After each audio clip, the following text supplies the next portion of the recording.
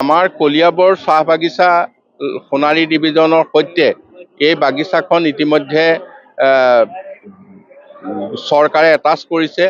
গতিকে বাগিচা বন্ধ হৈ আছে, কিছুদিন ইয়াত দৰমহা পোৱা নাই।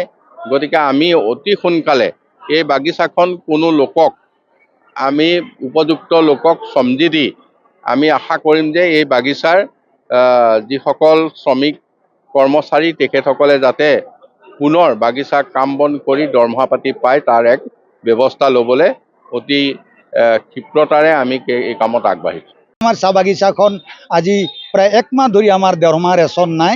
বাগানেৰ সমস্যাখিনি ইতিমধ্যে আমাৰ PF ডিপাৰ্টমেন্টে বাগিচাখন ইতিমধ্যে এটাচমেন্ট কৰিছে আৰু তেওঁলোক 10 দিনৰ সময়সীমা দিছে আৰু এই 10 দিনৰ সময়সীমাৰ ভিতৰত তেওঁলোক নিশ্চয় কোনোবা এজন ৰিচিভাৰ লৈ পেলাই বাগানখন বেলেগ এজন মালিকক চমজি দিব।